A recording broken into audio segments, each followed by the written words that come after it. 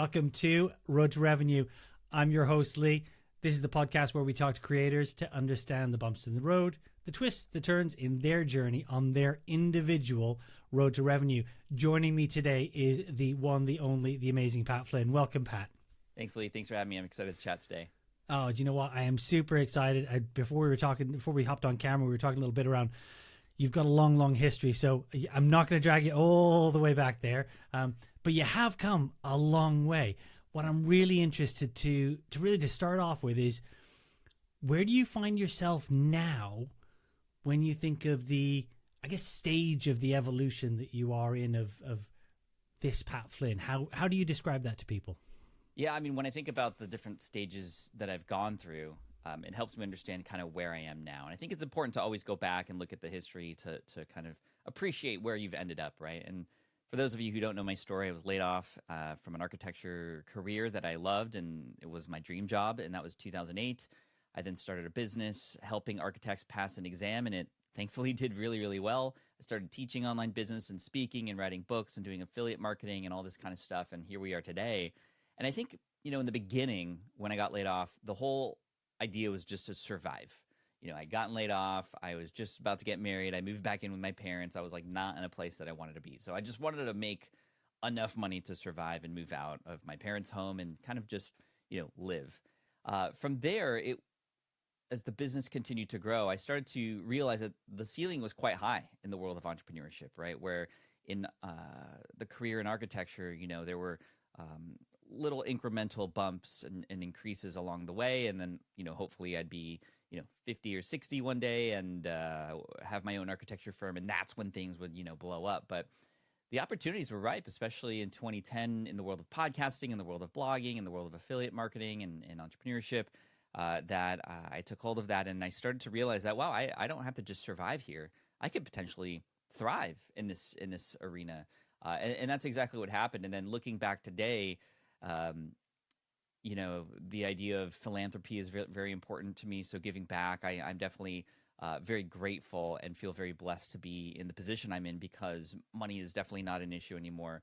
And I'm able to do what I want, when I want, with who I want. And that is the dream. That is, I'm living it. And anytime a podcaster typically wants me to tell the story or share more information about how to do that, I'm always happy to do that, because 15 years ago was a long time ago, but it also wasn't. The idea that we don't have to wait till 65 to enjoy life, we can do it now, and we can build these things online to make that happen, or at least speed that up, is really incredible. And I'm here to share how that happens. And I didn't make all the right choices on the way, but here we are. And I think the biggest thing is just perseverance and consistency, and the undying curiosity that I've always had with, how might this work? And let's talk to people to see what would make it work, and talk to people who have done it before and see what worked and didn't work for them and learn from them. And I'm continuously learning. And I think that's another lesson along the way that, I'll never let go, is just the importance of keeping an open ear and an open eye on what's working and what's not out there. You've always been, and yes, you're selling training, going back to the architecture course, but you're very much a sharing. That's been a very core piece of everything that you've done. Where does that come from? I think a lot of it comes from my mom, in fact. She really taught me through example the idea of serving first. And this idea, we'd always go to friends' houses or her friends' houses for parties and birthdays and stuff. And she was the one always like in the kitchen trying to help out, wanting to make sure the host was taken care of. And she was just so thankful to be invited that she wanted to just give back, and that was her way. And, we weren't rich or anything like that, by no means. In fact, we were pretty low class growing up, and the only thing that we could offer was ourselves and our time and our care. I've learned over time that service also comes with listening, being a good listener, intaking something and hearing a person out, and then discovering different ways to potentially solve that problem. And that's played a role in my journey here on the road of entrepreneurship. But it was in 2009, 2010 when I started the Smart Passive Income blog, where I started to share all this information for free on the website. I had built this rather successful and rather quickly brought up this architecture business. And a lot of people were struggling at the time. So I said, I'm just going to blog about my efforts here and talk about all the things that went well, all the things I wish I'd done differently, anything I was learning, I was posting online. And I even got to the point where I was sharing my income. I was showing my income report on how much money I was making, how much money I was spending, where it was all going, what was working, what wasn't. And lo and behold, I didn't understand it at the time, but people really enjoyed the transparency and the authenticity behind that. And even though philanthropically that wasn't giving money, I was giving time and free information. And back then, information wasn't as plentiful as it is now. But that was new. That was kind of revolutionary back then to be that open. A lot of people teaching business held their secrets behind a paywall. And here I was just kind of giving it all away for free. And that combined with realizing why people listen to me. I didn't understand when I first started out why people listened to me. I just kind of shared what I was doing and that's it. But I eventually discovered that it wasn't just the authenticity. It was because I was just like them. I never positioned myself as an expert. I never positioned myself as a know-it-all or a guru or the guy who is in front of a mansion with the Lamborghini outside. That's not me at all. My Lamborghini, I joked at one point, was a 2009 Toyota Sienna. And people really resonated with that. They're like, yes, this guy gets it because he's just like me. He's not like Tim Ferriss or, I can't be like Gary Vaynerchuk. He has a whole agency. But this guy, Pat's just a regular guy who just wants to make it work for his family. And a lot of people resonated with that too. And when I discovered that positioning and the sort of unique proposition that I had in the space, I leaned into that, right? I started actually saying, like, I'm just a regular guy. I just figure things out and I'm here to help others behind me. I almost equate it to, I'm in this jungle and I have the machete. And yeah, I might get a couple cuts and bruises from vines and thorns, and maybe there's a tiger over there. And I'll let everybody know behind me what the dangers are ahead. But I'm going to clear a path for everybody.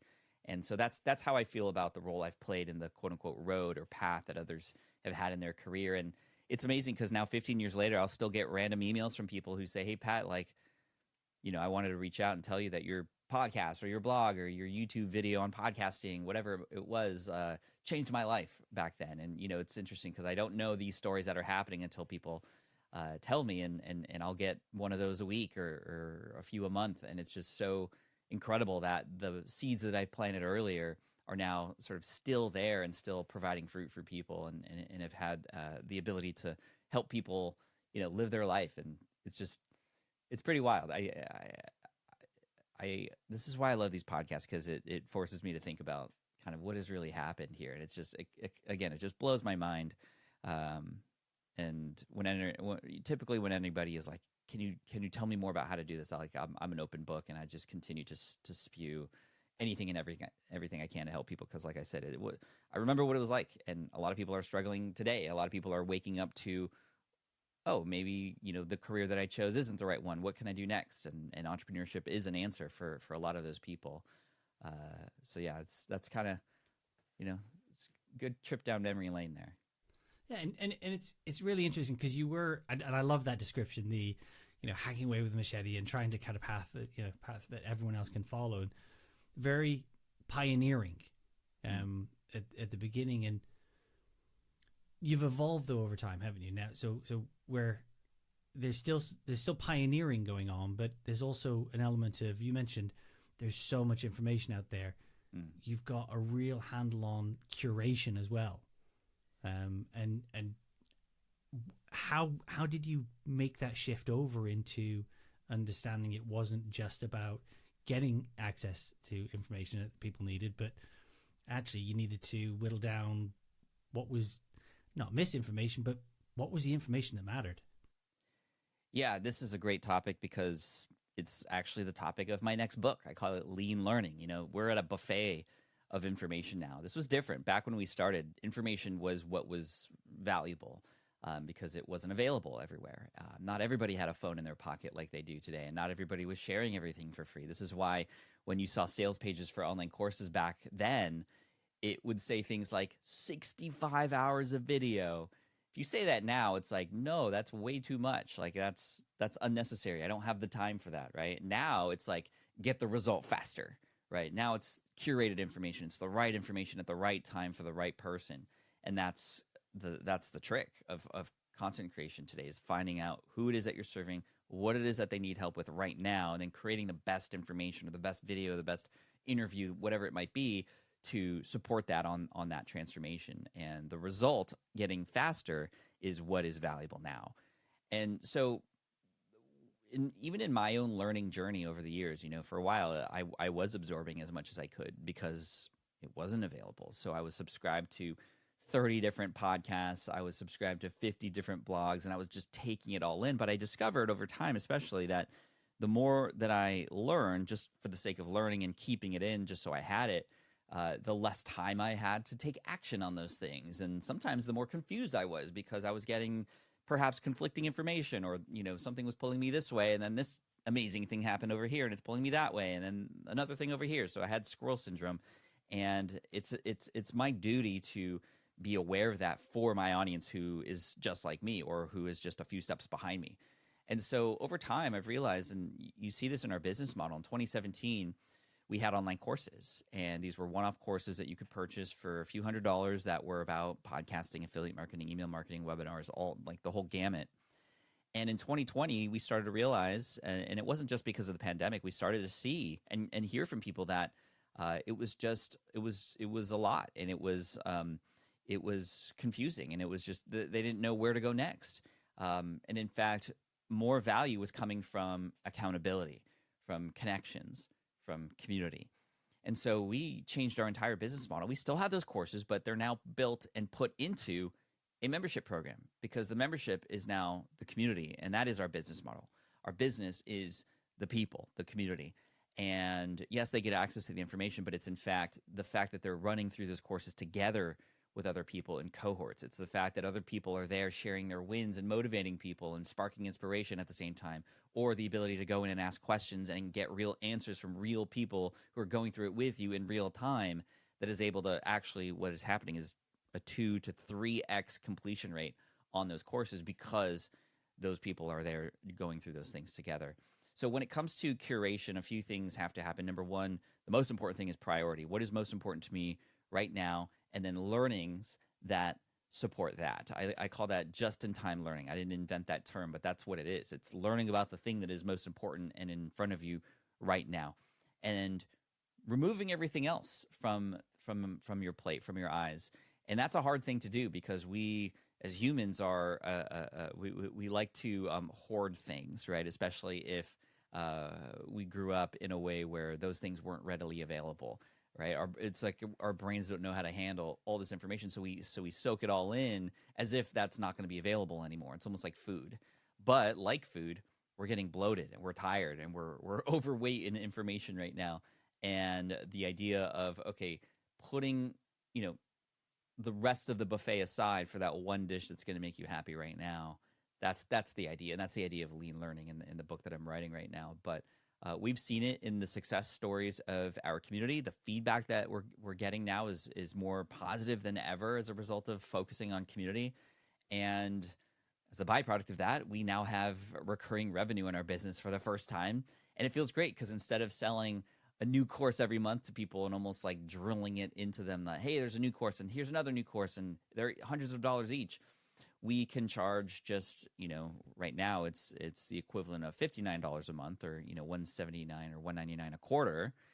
And although we're quote unquote losing money up front because it's a lower payment initially, the idea being, if we can continue to provide value over time for our audience, well, we're going to eventually end up making more, and a person's going to get better results, and everybody wins. And I like the marketing and the kind of business where everybody wins, right?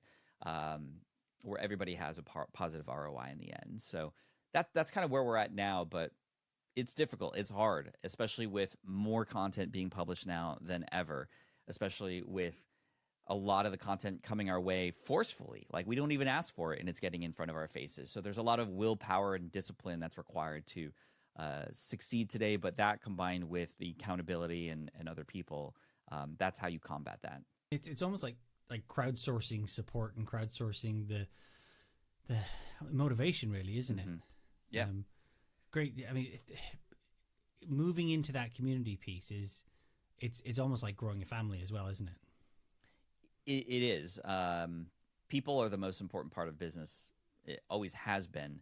And now when we put the people at the center of it, then it's even more apparent how much this works. But you get to know your people very, very well, and that benefits you in so many different ways, not only from a cool, we have community and recurring revenue, but more than that, you get to know exactly who it is you're serving even more intimately. You have further conversations with them. You are able to dissect what the problems and the obstacles are, so that not only can you help the people who are in the community, but you're better able to display and portray what it is that you do to those who are on the outside of the community. In fact, my favorite strategy is sharing the success stories of those in the community, which puts a spotlight on them. That's very Donald Miller story brand-esque in terms of how to run your business and market it.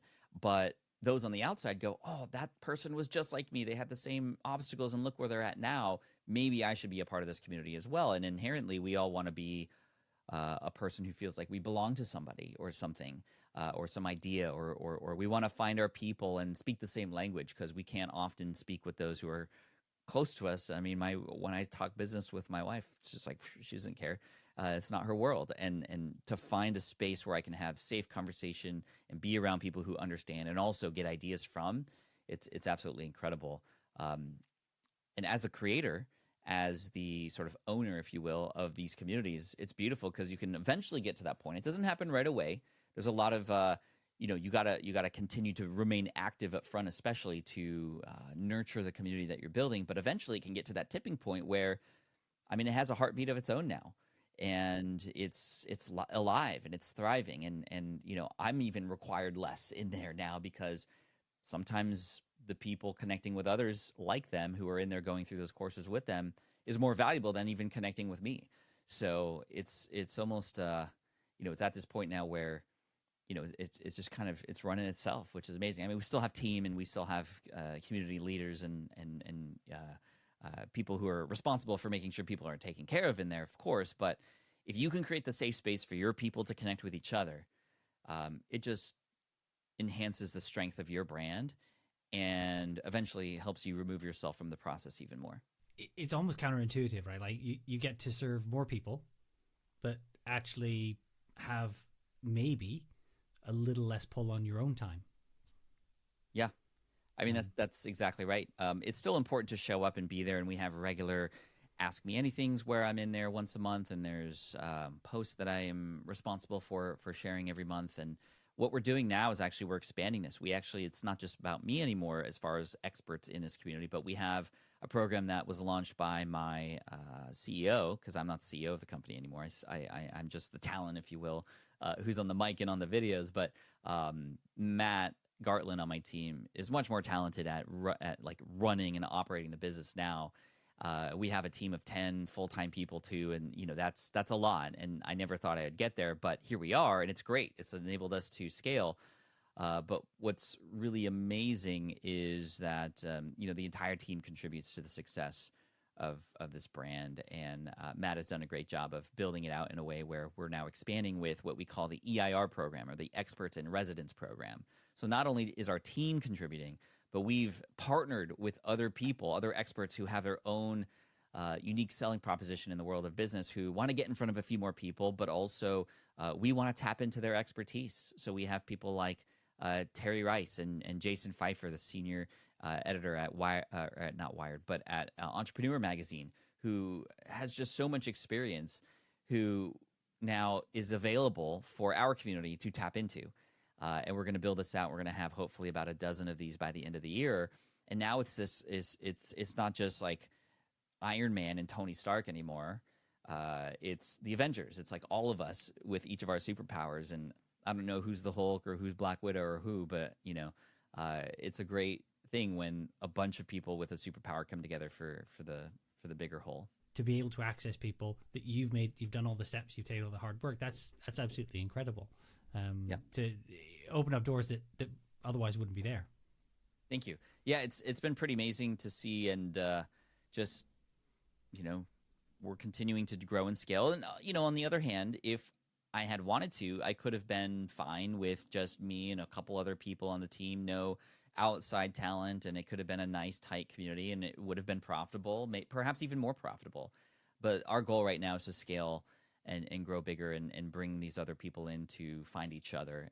We have just found that there's not a lot of other creators in the space who are doing this and who are stepping to the plate, especially for the beginner entrepreneur, in fact. And that's really who this community is for, is the beginner to intermediate entrepreneur. We do have a secondary community for the higher level entrepreneurs in our program, SPI Pro, and there's higher levels, more strategic type of conversations that are happening there that would quite honestly overwhelm those who are just starting out. So we've now have two communities and two ways to, generate recurring revenue, which is fantastic. And, it provides, our SPI Pro community provides a nice sort of like second stage or a place to graduate to, if you will, if you've just started out in our program. So it's been really neat to see. And again, going back to our sort of journey here, like I'm so grateful for where this ended up, and I definitely wouldn't have been able to get here if it wasn't for the other people I connected with. I mean, it's all about people and who you know and who you've connected with, and from my team to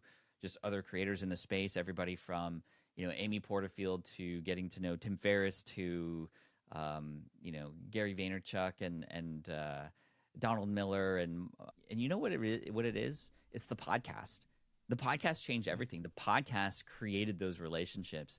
There would have been no way that I would have been able to pick all these people's brains and chat with them for 30 minutes to an hour if it wasn't for the show. And this is why we continue to be very bullish on the podcast, even though YouTube is where you can get more views and kind of have more arms reach out to new people. The podcast, even just for the ability to connect with another influencer or creator in the space and have a conversation and build a relationship, is huge. And a lot of these relationships have turned into business partnerships.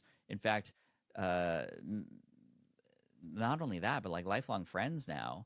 And I'm actually later this year going to be going to a mastermind meeting with some of these incredible podcasters and authors to be in a room that I would have never thought that I would have been able to get access to, simply because of relationships. So, a lot of people ask me, Pat, if you had, $2,000 and you were starting over today, what would you do? And I always say, this surprises a lot of people, I always say, spend that money to go to an event and talk and build relationships with people, like in person. That's going to be more valuable and provide more long-term ROI and positive return than anything, because relationships. Because that is one of those questions, right, that people have probably been asking you all the way through. Is there another piece that it's almost like, is there a myth that won't die, or a question that people keep asking that is in the wrong direction, or maybe a bit of misinformation? Is that one thing that you keep having to go back to reset or reframe people on? Yeah, that's a fantastic question. Typically, a person will ask me, whether it's in an interview or a coaching call, or I'm just meeting somebody on the street and they're like, hey, Pat, do you have any advice? It's interesting because the first question I usually get is, what should I do first? Should I build a website? Should I create an ebook or sell an online course? Like, what would be the best route to monetization, right? And they're looking for the platform. They're looking for the device that's going to generate revenue for them. And it's like, okay, well, that's maybe question number 6, right? Question number 1 we should be asking is, who are we trying to help? What is our target niche? Because then and only then can you discover what the problems are in that space. And then and only then can you determine what a solution might look like for those specific people. And in fact, even that word people is a little scary. Let's bring it down to person. Let's find one niche, find one person in that niche or market, find one problem that one person has, and then find the one solution that they can use to get a result or to get a transformation. I call this the 1-1-1 strategy, right? One market, one problem, one solution. And some amazing things happen when you break it down that way. Number one, it's one person. And so you don't need a website.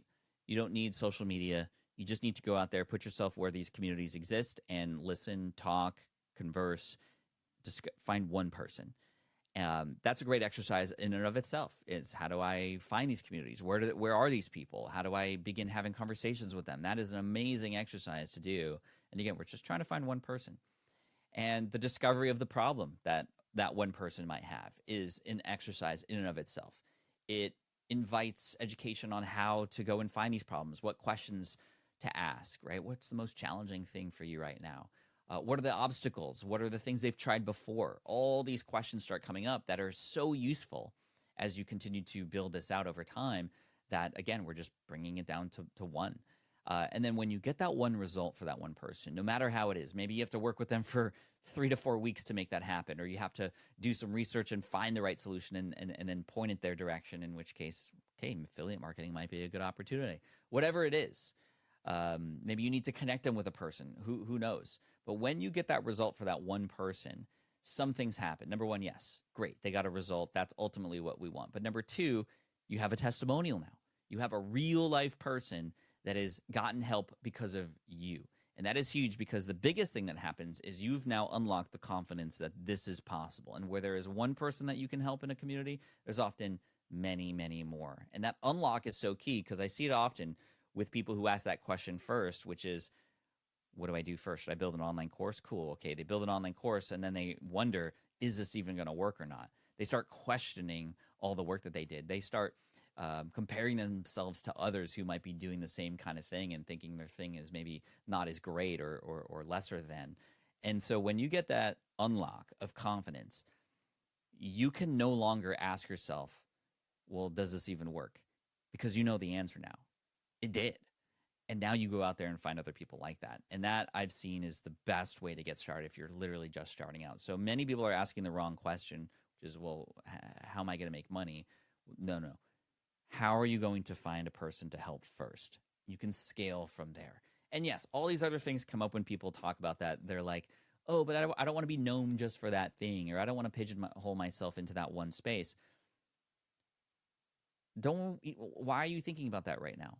Help a person and then scale and grow from there. You can always expand outward from there. And it's interesting, because when I teach this strategy to people, and especially students who I'm walking through this process in our programs, they then discover, oh, it's actually cool that they are so niched that they are almost immediately the go-to person for this sort of thing, right? The competition is far less when you niche down. It's so much easier to find people when you niche down. It's so much easier to talk to people and share the right messaging, share the same language as those people, that they end up just wanting to stay there, right? You can make a great living having just a few customers, honestly. And you don't need to be the next Uber or create the next thing that changes the world. You just need to change somebody's world. And when you do that, incredible things happen. You can live an incredible life and completely change it by just focusing on helping a few. So you help more than a few, right? So you've started off with that one and grown it, but is that what you go back to every single time when you're looking at the next kind of evolution, the next offering that you've got, when you made the push into community? Mm-hmm. Is that the wisdom that you went back to? Always. It always comes down to the individual and the person. In fact, I'm working on another business right now because I'm curious, and I always create new things, and I like to share these things. And so I am publicly sharing the creation of what I'm about to tell you, and that is, I'm developing a software right now. Why? Because I want to make money? No. Because I have an itch that is really bothering me that I just need to scratch. And I know that there's a lot of people who have this same itch. How do I know? Because I've literally talked to them and I've gotten information. So I'm going through the process that I talk about in my book, Will It Fly, through this new software development. So let me give you a little bit of background to share with you kind of where this is coming from. Okay. So I have a new YouTube channel that I started in 2021. I don't know if you know this, but it's in and around the world of collecting Pokemon cards. Yes. Yeah. So this channel, which was started as just kind of a fun little side thing because I started collecting and I wanted to, I thought I could provide some new ways of telling story and showcasing my collection and the things that I was learning along the way on this channel. It's called Deep Pocket Monster. We're 3 years and 3 months into it, and we're about to cross 1 million subscribers. Wow, that's incredible. It's wild. It's actually way more profitable than anything I've done because it's just me and a producer. That's it. There's no team. It's just videos, and we're getting money through ad revenue. It's awesome. It's so much fun. I get to be a kid again. I go live every Monday to 2,000 to 3,000 people watching concurrently every Monday, and they're watching me open packs. And I'm giving the cards away and all these things. And with these giveaways, I have to set up a Google form beforehand, and typically 2 Google Forms, because there's a giveaway for the public viewers and there's a giveaway for the members of my channel. We have about 4,000 members of the channel who pay $2.99 a month to support the channel. So we have a separate giveaway for them. So I have 2 giveaway forms that I have to set up in Google Forms beforehand. I share those links, and when I share those links, when people fill out the form with their YouTube username, they dynamically get added to the respective Google Sheet at the same time, which is great. It keeps track of all the entries. But in order to run these giveaways, I have to then copy and paste those names and put them into a random name picker. I choose typically wheelofnames.com because it makes like a nice Wheel of Fortune little animation with that name picking opportunity. And I share that on screen, and then the name is selected. I open the pack for that person, and then I send them information. But after the stream, I have to then, first of all, between every giveaway, I have to copy and paste all the new names. And then after the giveaway ends or after the stream ends, I have to then go and find the username connected to the email that was put in the Google form and then send them all emails. It's a pain, but it's one of the most fun things that we do. And it provides a lot of, good vibes just and positivity in the space. So I'm going to continue to do it. But I've noticed that every week I've done this for the last 2 years, it's just a pain in the butt and I hate it. So I'm building software to make this more automated for me and for other people who do this too. And it's not just people in the Pokemon space who are doing this, but literally everybody who does live streams, not just on YouTube, but on Twitch and on Kick and on Instagram and on Facebook and on LinkedIn has an opportunity to do this, but they don't because the mechanisms are just so like broken right now. So I'm creating a solution for this. And phase 1 is going to be doing this for myself and a few others in the space to test this out. Phase 2 will then be opening this up to, the masses, if you will. And then phase 3 would be ideally building this in such a way that a company would want to acquire it and buy it off me and inject it into, for example, an email service provider, because this can help you generate more emails. So that's the big idea. And where this all come from, the pain that I have and the pain that others have doing the same thing over and over again. That's a great opportunity to create, a software. Did I know it was going to be a software when I was, did I even know this was something I was going to do? No, it always comes from where the biggest pains and where the biggest challenges. And I just so happen to have this challenge myself, which makes it easy. And it's definitely recommended that if you're starting a business to look at your own challenges and then start talking to other people who may have similar challenges to verify that, okay, green light, I'm going to go to the next step and research and see if this might be a thing. So that's where I'm at. You're first to hear it. And that's so again, exciting. That's so exciting. And it's such a core problem, like in what you're doing. So it absolutely makes so much sense to tackle it. I'm super excited. I'm really looking forward to seeing how that progresses. And that's just like one stream of activity. And I know when we were speaking earlier, it's talking about, this is the road to revenue, right? And we do want to talk about, we do want to understand from creators what their revenue streams look like. But is it fair to say that you also look at it from an activity stream standpoint, not just that revenue piece? Yes. Revenue is important, obviously. And there are multiple revenue streams in our business. We've brought things back down to the community and MRR, which we talked about, and AIR, which is great. We have that recurring revenue for the first time. We do sell those courses one-off as well, so we have that. But affiliate marketing plays a big role, and Genius Link has played a major role in that, especially for a lot of the stuff on Amazon, which has been incredible. But we are affiliates for other software and for other tools and for other people in their programs, if it makes sense and it, combines nicely with our audience without conflict. Sponsorships have become a major player in the podcasting space and on our YouTube channel, which is great. I also have on my end on the YouTube channel for Deep Pocket Monster some sponsorships there as well. I do affiliate marketing in that space too. I'm the #1 affiliate for a binder company. In fact, I've built a relationship with this company that we've done a lot of custom things together and have sold products that have the Deep Pocket Monster logo on it with this company, because I've used a lot of the tactics that I've learned over time here in the business space, building partnerships with companies and having conversations, building relationships. And I brought that into the Pokemon space. And a lot of these Pokemon creators are like, wow, this guy knows what he's doing with business. And it's like, yeah, that's what I've been doing for like 12 to 15 years now, and I'm just bringing it into a new space. And that is just a great opportunity for all of us, because most of the spaces that we're in have not seen, good business acumen, or like has had somebody come in to, put these pieces together and to really focus on serving the audience first. And that's what I would highly recommend that you do. But in terms of activity, yeah, I mean, I also think about it from, well, what's going to light me up? That's typically the first question when you meet people, and typically one of the first questions you ask after you get their name is like, well, what do you do? I don't like that question, because oftentimes you cannot necessarily know what a person is like by just what they do. Some people hate what they do. I like to ask, well, what is lighting you up right now? What are you most excited about right now? And that is such a great question, because oftentimes it's not about work. It's about family, or it's about a hobby, or F1, or whatever it might be that a person's into. And those become great conversational points. But for me, when I think about the things that I want to do to generate revenue, I also try to see how I might be able to put the fun into that. I always feel like there is a way to make things a little easier, no matter what it is you're doing. Even if in the end it's like, yeah, a lot of hard work, you can still find fun in it. And I think if you find the fun, you find the freedom.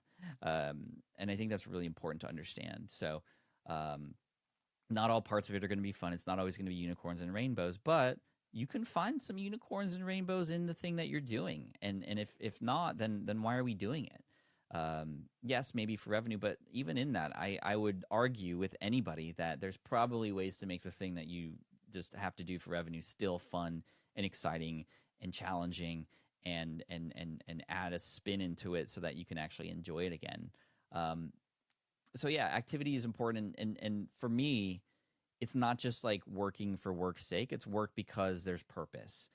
But also taking time off to breathe and have time away from the work and away from the creating is important too. I've rediscovered fishing over the last couple of years, and I've gotten really into getting back into a fishing mindset where, okay, I'm going to go back into nature and I'm going to unplug, and I'm just going to be one with the water and try to catch some fish. And yes, even though some days I come back with nothing, it was still a great day because I was able to unplug. And actually I get even more excited to come back to the work that I was doing. And having these regular fishing trips in my monthly calendar allows me to have just an understanding that there will be some breathing space on the other end of a launch, or the other end of my book, or the other end of whatever's happening. And that has been really key. And I've been encouraging a lot of my students to look for hobbies or other things that can take them away from the work that we do and the craziness of it and the pressure. The big challenge, however, is because I have that entrepreneur in my blood, I've contemplated several times a fishing YouTube channel. And I have to tell myself, no, Pat,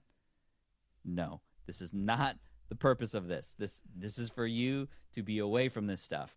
Even though my eyes, I'm like, ooh, opportunity here. Yes, oh man, if I had a fishing channel about this specific kind of lure, this is what I would say. And I just like, I would be lying if I said I never brought the camera out on the boat with me before. But I do put it down, and I do focus on me, and I do give myself time to breathe. So there probably is an upper limit of the number of channels that you can have running concurrently, but you're probably not there yet, are you? I might be close, because this channel, the Pokemon channel, is growing quite heavily. I still have the Pat Flynn channel as well with about 500,000 subs. But the Pokemon channel, in fact, again, leaning into people, community. Last year, I held an event. I actually hosted a Pokemon event. New guy in the space, but held this event in Anaheim, California, for 2,500 Pokemon nerds to come in. Wow. And it had a little expo hall with buying, selling, and trading. It had activities. It had keynotes. It was built like a business event, but with Pokemon on top of it. And the space had never seen anything like it. In fact, I was able to get most of the top creators in the space to come to this event without even having to pay them, because they wanted to come. They wanted to see their friends. They wanted to make connections with sponsors, which was good opportunity for them. And they wanted to meet their fans, and their fans wanted to meet them. So I just created the safe space for that to happen. And guess what? This year, in 2024, in June, in Orlando, we're going to have 5,000 people come out. And we're going to have many more creators. We have twice as much space, and it's already sold out. You know, it's the vending space is already sold out, and the hotel block's already full. People want to connect with other people like them, and I'm proving it again in a space that I've been brand new in. I didn't know anything about Pokemon until 3 years ago, And it's not like I grew up with this. I didn't have a big collection, but I knew that if I could care more about serving this audience more than anybody else, great things would happen. And that's exactly what's happening. That plus there's been a book that I've been reading lately. I've read it a few times now. It's called 10X is Easier Than 2X. And it's solidifying the actions that I take. And I love the concept of this book. It's like, okay, 10X is easier than 2X? How is that possible? Well, when you try to 2X or 3X something, oftentimes you just understand that you need to do twice as much of something or be twice as efficient with something, right? So you just kind of lean into the things you're already doing and just try to do them better. But in order to scale faster and grow bigger, you can't just do more of what you're already doing. You have to change the ways. You have to take bold actions and take some risk. And so I highly recommend that book. Ben Hardy is one of the authors in it, and he's been on my show before. It really challenges the actions that you're taking to go, well, am I just kind of continuing to do the same things that I've been doing, and I'm just kind of like working more and harder? Or might there be a smarter approach to what I'm doing to try to 10X my results? Might there be a different path that I just don't see yet? And this is where the connection with other people, whether in a community or in a mastermind, become important, because oftentimes you can't read the label when you're inside the bottle. So the path to 10X might be right in front of you. You just don't see it. And this is why connecting with other people to have these kinds of discussions to break things down and then build them back up is really key. Because did I need to create this event? No. But it is a bold action that's getting bold results. And now I'm now coined the stepfather of the Pokemon community, because I've stepped up to help and do these things. And it's really amazing that I've been welcomed with open arms. And it was only because I helped out. It wasn't welcome with open arms in the beginning, though. There were gatekeepers, and there's people who are like, hey, who's this person? And, you got to give it time. You just consistently show up, and you don't let the trolls or the haters get to you. And eventually people will see really why you're here. And if you are coming in with a genuine heart and from a place of service, over time, the community begins to realize why you're here, and they'll support you, and they'll go to at bat for you. And not only that, they'll wave your flag high and try to get other people on board too, which is what's happening now. And I'm at a point now where even Pokemon International, the company who created Pokemon, is reaching out and wanting to build a relationship as well. And so that's been amazing, and just a part of the story. How do you stay grounded with it all? Because it could be very easy to not be grounded. Oh, I've flown really high before into spaces that I probably shouldn't have flown into. I got to say, like, it's not like I've always been grounded. I've had the cockiness before. I've gone into dark parts of business because money, yay, and like fame, woo, like that stuff takes control of you without you even knowing it. And I'm so grateful because before all that happened, I put into place and have had a few things in place to make sure that if that happens, which it did, that these mechanisms will bring me back down to earth, and they have. So number one, mastermind group. I've been in 2 mastermind groups for over a decade. These are groups that meet together every single week, and we know more about our businesses than often we know about ourselves sometimes, because we're sharing these things openly. We're getting honest feedback. It's like a round table. Nobody's at the head of the table. Every week, somebody's in the hot seat. We share our deepest challenges with this group of people. These are people who I've connected with over time, who I've built a relationship with, and they're so important to me because I know I'm of importance to them as well. If you look in history, I mean, Napoleon Hill talked about this, and Andrew Carnegie had his brain trust, and Hoover, and all these important people have had supporting casts around them to support them on their way, but they also support those people as well. The mastermind groups have been key for keeping me grounded.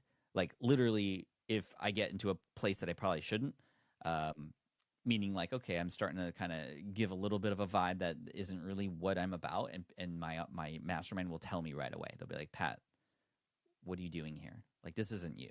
I'll be like, what are you talking about? And they'll be like, okay, here's the facts. And I'll go, oh my gosh, I didn't even know I was doing that. And so that's been really key. My wife has always been there for me. She even told me, if your head grows too big, I'm not going to be there to support it for you. I was like, holy crap. Thank you. I love that. It's a brilliant saying.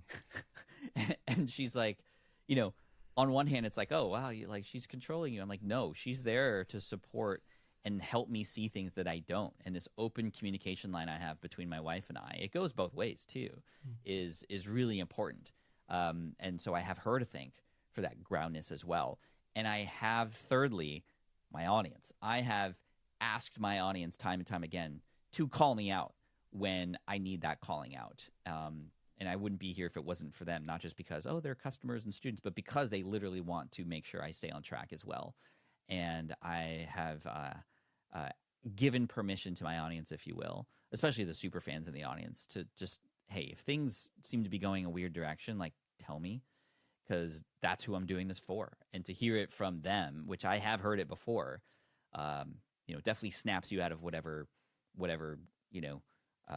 cocktail you just drank. So, it's important to have that. I money and fame and, seeing the following count go up and views go up, it does something to you psychologically that oftentimes you don't even know is happening until it's too late. And we've seen it in other creators before who have gone down the dark path, who have changed. Some of my friends have gone down that path who are no longer my friends because of that. And I didn't want that to happen with those who were important to me in my life. So I have those strategies in place to help become a barrier for that. Oh, it's so important to have checks and balances in place just to Sure. keep you on the right road. Yeah. Not just to revenue, but in general. One of the things you mentioned was around the numbers in a lot of these, the likes, the comments, and there's so many metrics, right? Like being a creator, there's no shortage. But what are some of the ones that you really look to as being that master metric that really helps you understand where you are? And are there some that actually you're not paying attention to because or you deprioritize? Yeah, I mean, I know we've talked about subscriber count already, and YouTube is on my mind now because it is a big part of my creation process. But honestly, the sub count doesn't really matter in the end. What really matters to me are the individual pieces of content that I'm creating and how people interact with them, right? Engagement. In the world of YouTube, that means click-through rate and retention. So the click and then the stick. And those are two of the most important analytics that I see on the different videos that we have. And we can make decisions rather quickly as a result of seeing those numbers in real time when we come out with a video, for example. But it also tells us a story. If people are not getting to the end of a video, well, we start questioning and wondering why, because that's not what we want to happen. We don't want people to drop halfway through or before that. So it helps us actually understand what actions to take and how to go about the next video, right? We're always trying to improve. And so storytelling has become a really important part of the process. And that's something that I think, especially as AI comes into play even more heavily now this year in 2024, storytelling is going to be absolutely key, because that is going to be the thing that really has, stays with the human that you're creating information for, right? The information is going to be freely available now, and it's also just being automated. But it's the story and the personal parts and the connection, the emotions on top of that are going to be the thing that helps us stand out from all the AI generated content that's out there, and the people who are just using AI generated content. One metric that I pay attention to, it's not a perfect metric, but it's a signal, is how many thank yous am I getting? A thank you goes a very long way, but we have a folder in my Gmail for people who respond to sometimes my newsletter, my Unstuck newsletter, or just in general what I'm doing. And we see the volume that comes in on those thank yous. And if we start to see a lot of them, that's a good sign. And if we start to see not so many of them come in, it's like, okay, well, what have I done lately to earn a thank you? And then it makes me wonder, okay, well, maybe I need to be a little bit more active here, or I need to create something that's going to blow people's minds because I hadn't done so in a while. And so let me work on something, right? And so that gives me signals, and then not just signals, but what actions to take next. Beyond that, I actually have a P.O. box, and if I check the P.O. box maybe once every 2 weeks. It's at a local UPS store. And most of the time when I go in there, I'll see a handful of handwritten thank you notes. And those are great signals. It's like, wow, a person actually took the time to handwrite me a letter. Like, nobody does that. Therefore, if that happens, then that means I'm doing something right. And if I happen to go through, a quarter of not seeing a ton of those, again, I question, what have I done lately to earn a thank you? And again, I love that positioning, and that works for me. But as somebody who's a 3 on the Enneagram and a very service first kind of person, that metric makes sense to me. And I think all of us have to find our own metric that makes sense for our goals and the way we want to live and the values that we have. And to me, that's really important. The other thing is just, how am I feeling? What is my general metric on happiness right now? And I do check in with myself, every end of the week, every weekend. My wife and I have a conversation about, well, how did our week go? And in general, like, how happy are we right now? Because then we can determine whether we can change course or not if we need to. Or, it might have been a rough week for one of us, and we can support each other, and that's important as well, just for a relationship. But, in general, it's a great way to check in with myself, to just go, okay, well, what went well this week, and what could I be proud of? Okay, let's do more of that. And maybe what didn't go well this week, and where might I be able to improve? So I know the numbers are important. It's important to have KPIs, and yes, we look at KPIs in our business, and how many members are we retaining, how many new members are coming in, how many applications are coming in. I mean, those numbers are important from a business standpoint. But I feel like if you can nail the end goal, the transformations that you're offering, both for your audience and for yourself, then those numbers that we just talked about are going to grow, like, just kind of as a byproduct. It's not a perfect one-to-one or perfect linear equation, but it is an equation, and it does work.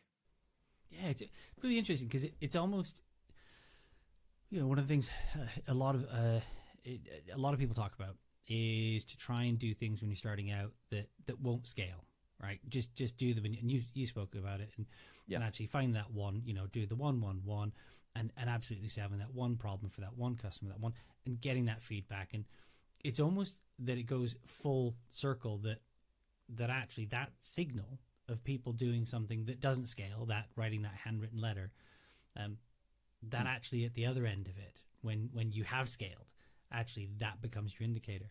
Yeah, that is interesting. I like that, Lee.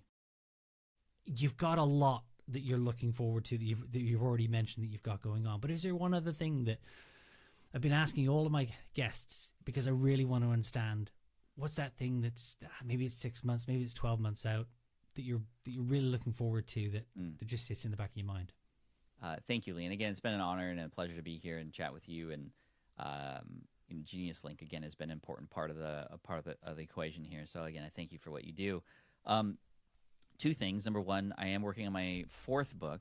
However, this is my first traditionally published book. I talked about it a little bit earlier. I'm not here to pitch it to you, and I don't have a publication date yet. We're still working through the first draft, and it's looking really good. It's called Lean Learning, and that's something that is really exciting and also scary. It's my first traditionally published book, so there's more players involved. There's more decision makers, and it's a lot slower than I am normally used to working, but I'm hoping because of that it'll be a much bigger splash, and that'll enable me also to expand into sort of a different space. It's not just for entrepreneurs, it's for self-development, it's for education. So I'm excited to potentially start talking about and kind of expanding outward from the entrepreneurial ring that I've been in for so long. However, it is still relevant.